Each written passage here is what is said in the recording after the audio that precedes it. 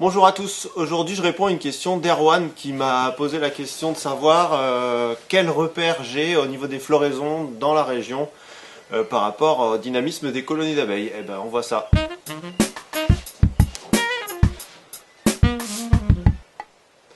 Alors ça c'est vraiment spécifique à chaque région, à chaque endroit. Des fois on fait 20 km et vous n'avez pas les mêmes floraisons, pas les mêmes mises en culture, etc. Donc en fait il va vraiment falloir adapter ce que je vais dire à votre région, à vous, d'accord?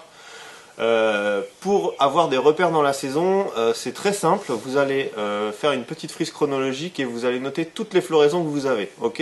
Et après on va en déduire quelles floraisons sont des repères vraiment qui marchent à tous les coups, entre guillemets, pour savoir un petit peu quand je pose mes hausses, quand ma colonie va repartir en dynamique, quand est-ce que ça va s'arrêter, quand est-ce qu'il y a un risque de famine, etc., etc. Donc je vous donne mes repères qui vont correspondre à mon coin, et après je vous fais une petite frise, je vous fais voir comment je fais une petite frise, pour que vous puissiez adapter chez vous. Voilà.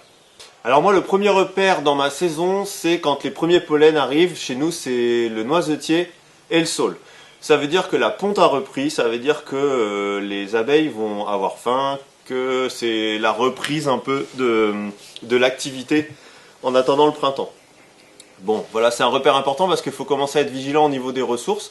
Même une colonie qui a bien hiverné, qui avait beaucoup de miel, elle peut avoir un manque à ce moment-là. Donc il faut aller peser, faire attention. Deuxième repère, mon deuxième repère c'est le début de la mielée de printemps.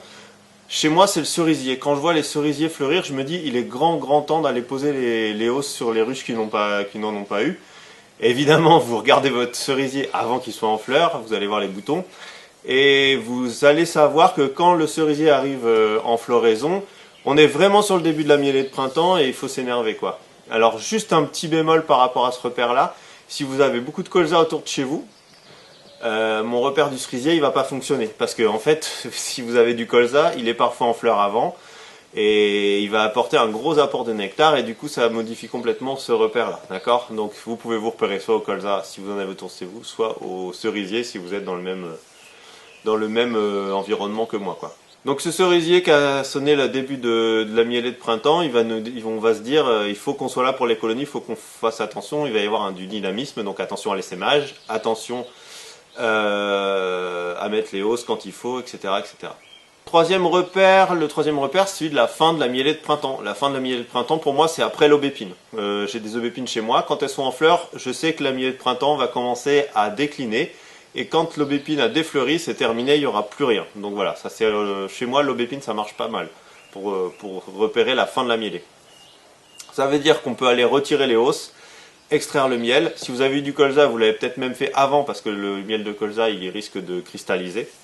Après, ça dépend des saisons. Des fois, on a des mielées de printemps très étalées et d'autres fois des mielées de printemps très réduites, quoi. Donc, faut vraiment s'adapter au climat. Après la fin de la mielée de printemps, on a une petite pause, dans les floraisons. Et après, on va avoir le tilleul qui commence à fleurir. Souvent, c'est en juin. Le tilleul commence à fleurir, c'est le début de la mielée d'été. Donc on sait que c'est reparti. Et on sait qu'il va falloir donc recommencer à mettre des hausses, etc., etc. Donc voilà, il va faire attention à l'essaimage, même s'il y a moins d'essaimage sur la mielée d'été. Mais enfin bon, ça c'est pour chez moi, hein, pas forcément valable partout. Et enfin, le dernier repère que j'ai, on a remarqué que quand le maïs commençait à fleurir, quand on voit les premières fleurs de maïs, souvent la mielée d'été, elle commence à se terminer, voire elle est complètement terminée. Et donc ça veut dire qu'on peut récolter, on peut y aller. Et voilà, la saison est terminée, entre guillemets, parce qu'après vous avez tout ce qui est traitement varroa, hivernage, mais voilà, la saison du miel est terminée, quoi. Voilà, ça c'est 5 repères que moi j'utilise. Parce que en fait la colonie d'abeilles elle est vraiment elle n'est pas liée à des dates. Je peux pas vous dire le 15 avril on met les hausses, le 20 on commence l'élevage, voilà, c'est pas possible parce qu'en fait le climat, la météo c'est pas la même d'une année à l'autre. Et donc faut se dire une chose essentielle, c'est que la colonie d'abeilles elle dépend de l'environnement extérieur, d'accord? Donc c'est pas la date qui lui importe, elle n'a pas de calendrier, c'est qu'est-ce qui fleurit, qu'est-ce qui est en fleurs, quel apport on a dans la colonie, et donc son dynamisme et son rythme au cours de la saison, il va être complètement défini par ça. par son environnement, la météo, etc., etc. L'abeille, elle est intimement liée à son environnement et c'est indissociable. Donc c'est pour ça que je ne donne pas de date et je vous donne des repères en floraison. Voilà, donc ça c'est mes repères et pour faire les vôtres, on va prendre un petit papier et je vous montre comment j'ai fait ma frise. Alors l'idée, si vous voulez faire vos propres repères, vous faites une petite frise comme ça, avec janvier, février, mars, avril, mai, juin, juillet, août, septembre, octobre, etc. Et vous pouvez vous amuser à mettre toutes les floraisons que vous avez, quoi. Donc, par exemple, février-mars, on va avoir du noisetier, nous, du saule. Il y a quelques pruneliers, là, tout blanc, là, au bord des routes, des choses comme ça. Avril, on va avoir le colza, cerisier, du pissenlit qui commence, qu'est-ce qu'on va avoir, etc. Jusqu'à l'aubépine, quoi. Donc après il y a les pommiers aussi. Enfin voilà, vous faites votre voilà. Et là on voit qu'il y a donc là il y a le début de printemps, mais là c'est surtout du pollen, parce qu'il faut aussi différencier pollen et nectar. Hein. Là on va être sur des pollens essentiellement. Là, on va être sur du nectar aussi beaucoup, d'accord. Donc en fait, toutes ces floraisons là, ça va faire grossir la colonie, d'accord. Ensuite, vers juin, on va dire que là, il y a un petit vide quand même s'il y a des petites fleurs de talus. Je vous fais pas tout le détail, mais vous pouvez vous amuser à le faire, quoi. Parce qu'il faut aussi voir les quantités quand vous avez un grand champ de colza ou un verger de pommier, c'est quand même pas pareil que si vous avez un pommier au bout du chemin et 2 fleurs dans le talus, quoi, hein, c'est pas pareil. Donc il y a la quantité qui joue évidemment. Donc jusqu'à l'aubépine, chez moi c'est l'aubépine qui siffle la fin de partie au printemps. Et puis quand les tilleuls commencent après à peu près 15 jours, hein, alors c'est selon les années et la météo, hein. 15 jours de famine à peu près, fin de disette, et puis c'est reparti avec le tilleul, et puis ça file avec ronces, trèfle, châtaignier. Maintenant on a du miellat de chêne aussi qui vient, etc. Et grand maximum mi-août là, c'est terminé, les ressources c'est fini, quoi. Hein. Souvent fin juillet on a fini chez nous. Mais voilà, en sédentaire. Hein.